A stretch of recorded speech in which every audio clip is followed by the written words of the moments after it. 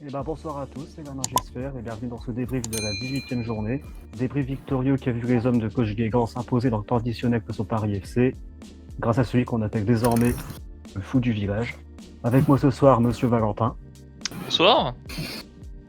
Il était mineur il y a encore 2 jours, Monsieur Florent. Bonsoir à tous. Et vous connaissez en tant que présentateur du débrief, pour la première fois en tant qu'intervenant, Monsieur Didier. Bonsoir François. Salut à tous. Donc ma première question, qu'avez-vous pensé de ce match entre deux équipes qui jouent habituellement dans des systèmes très défensifs? C'était... Globalement, je trouve que c'était un assez bon match dans l'ensemble. Limite un attaque-défense sur la deuxième mi-temps. On a eu du mal, on a eu des occasions, on a manqué de réussite, mais le fou du village était là pour nous sauver encore une fois. Un match poussif, un match piège de toute façon, je pense, parce que le Paris FC... une situation difficile malgré quelques bons petits joueurs. Je pense à Pete Pas, je pense au Gardja qui a fait un match soit il est fort, soit il est cocu. J'espère pour lui qu'il est juste fort. Maintenant, on a l'habitude de manquer de réalisme, etc. Maintenant, Teddy a pris ses responsabilités. On gagne le match, 27 points à la trêve, donc très bien. Poussif, mais victorieux. François, peut-être quelque chose à rajouter? En soi, je trouve que c'est une victoire qui va nous faire du bien parce qu'on a l'habitude de ne pas conclure contre des équipes avec un bloc bas, justement.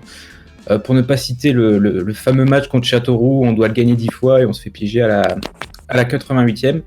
Mais après, si on prend l'autre revers de la médaille, ça montre encore une fois que cette équipe, offensivement, elle n'est pas taillée pour jouer le haut de tableau. Cette équipe survit parce qu'on a une défense absolument incroyable. Encore big up à Spano, Ntim et Brassier, enfin Cufo du coup, qui font encore un match incroyable. Et a Prior qui est toujours là, il n'a pas souvent grand chose à faire, mais il le fait tout le temps. Et si cette équipe elle arrive à exister uniquement parce qu'elle a une défense de fer, parce qu'offensivement c'est pas possible. Je suis désolé, mais là c'est pas possible de ne gagner 15-0 ce match avec toutes les situations qu'on a sur un penalty qui est, je pense, penalty, mais bon, ça reste quand même de la réussite. Donc vraiment, pour moi, ce match, c'est la confirmation que cette équipe, elle en a dans le pantalon, mais qu'elle manque de talent, tout simplement. Si elle veut viser pour le maintien, ça se fera en roulant, mais pour viser le haut, pour moi, c'est pas suffisant. Donc ça me permet de rebondir sur la deuxième question. On a vu qu'on a eu beaucoup d'occasions dans ce match, mais encore beaucoup de déchets dans le dernier geste. Selon vous, faut-il recruter un poste en priorité au mercato qui arrive? Pour moi, clairement, le manque de l'équipe, c'est sur les côtés. Parce que on joue avec le fameux 3-5-2 avec des pistons. Et Maxence le disait très justement dans un ancien débrief, on a le syndrome du jeu en U en fait. C'est-à-dire que nos 3 défenseurs se font des passes, décalent le piston à droite ou à gauche, qui refait au défenseur parce qu'il n'a pas d'espace. En fait, on n'a pas de créateur capable de faire des décalages à droite ou à gauche. Ce qui fait que on tourne, et il n'y a jamais aucun espace. Et même quand on a des situations de centre, Brassier et Dos Santos, je les aime bien, ils ont beaucoup d'envie, surtout Brassier qui fait des différences, mais ils n'ont pas une qualité de centre suffisante, ce qui fait que dès qu'on passe sur les côtés, on n'est pas dangereux.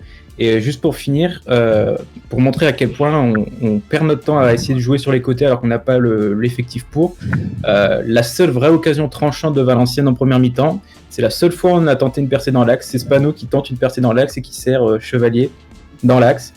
Et pour moi, vraiment, il faut trouver une solution sur les côtés. D'accord, donc est-ce que Florent Valentin c'est quelque chose à rajouter ou est-ce que François a tout dit? Pas grand chose à ajouter, je pense que François a tout dit, et faudra recruter au mercato en fonction des départs. Si Masson était amené à partir, faudra forcément le remplacer. Après, son remplaçant naturel, pour moi, c'est Di Liberto, mais il faudra un joueur d'expérience, ça c'est sûr. Moi, de mon côté, par contre, Dos Santos, je suis d'accord, il a des lacunes techniques, on le sait, voilà. Pour moi, Brassier, c'était juste un jour sans, parce que sa qualité de centre, je pense au centre contre Rodez, le centre qui amène le penalty pour le fou du village face au 1-1 du 6-2. Voilà, c'est grâce à lui qu'on a ces ballons dans la surface qui amène des occasions. Donc, après tout dépend des départs, même si c'est sur les côtés, parce que Cabral, j'ai l'impression que c'est plutôt un joker. Je trouve qu'il a fait une bonne entrée, mais pour être un titulaire, c'est pas suffisant. Et on manque aussi de doublure parce que Kenoum a du mal à intégrer le groupe. Ambry, piston gauche, ça a été un moment, mais il y a des limites, c'est normal, c'est pas son poste et puis il est limité. Donc après, tout dépend des départs. Il faudra bien gérer ce mercato si on ne veut pas faire une deuxième partie de saison compliquée. Ouais, juste pour répondre du coup sur Brassier, je suis d'accord, mais c'est quand même un défenseur central qui doit assurer les centres déliés. Donc pour moi, il a le niveau, mais il faut clairement une profondeur de banc à ce poste-là. Bien, donc la question suivante, c'est la question débrief, qui était VA 8ème de point débarras. Est-ce notre plafond de verre? Donc voilà, nous avons Julien, celui que l'on connaît tous. Malheureusement, oui, même si l'équipe et le staff font un travail assez admirable, vivement un changement de direction qui nous permette de rêver de la montée. On a juste besoin de quelques cartouches, par touche supplémentaires. Nous avons aussi un autre Julien. Oui, être placé pas très loin est vraiment un plus pour la deuxième partie de saison, mais notre attaque est trop soporifique, elle manque de mouvement et malheureusement, sans recrue, cela ne s'améliorera pas. Stéphane Fugagli, compte tenu des moyens mis à disposition, c'est un exploit du coach et de son staff, 27 points, déjà meilleur bilan allé depuis la descente. Frustrant de savoir qu'il n'y a qu'un obstacle pour voir des gens plus fédérateurs. Plafond de verre, c'est du foot, tout est possible, donc Stéphane Fugagli est plus optimiste. Je ne suis personne, l'équipe est vraiment en progression, il reste quand même d'énormes tares en définition. Et ce soir, je tiens à saluer le travail défensif de Guégan et notamment de Ntil, qui pour moi est la révélation de la saison. Et ça manque de profondeur pour finir plus haut. Thomas, on sent quand même une amélioration offensive comparée au début de saison, mais pour moi, Chergui n'a pas sa place. Guégan devrait peut-être faire confiance à Cabral, le mettre titulaire, car à chaque fois qu'il rentre, je trouve qu'il apporte quelque chose et bien sûr, merci Teddy. Et pour finir, Thibaut, je trouve cette 8ème place méritée, une défense d'une solidité incroyable, mais malheureusement ce qui pêche c'est l'attaque. 12 buts c'est trop peu. À voir au mercato comment cela évoluera et voir si on peut voir plus haut. J'ai envie d'y croire. Mention spéciale à Chevalier, sifflé par des supporters dont je ne vois pas la raison, alors que comme il dit, il donne tout pour le club et porte ses coronets. Bah moi je suis pas sûr que ce soit notre plafond de verre. Enfin, au début de saison on disait ouais ça va forcément retomber comme d'habitude. Et bah finalement non, et mine de rien on continue notre petit bout de chemin, on a déjà 27 points. On reçoit Lorient la semaine prochaine, et si jamais on est amené à gagner contre Lorient, on sait jamais, bah on pourrait viser pourquoi pas un peu plus haut. Moi je pense que rien n'est impossible en tout cas, la saison est encore longue, on a encore le temps de se casser la gueule, mais on a aussi encore le temps d'aller chercher plus haut.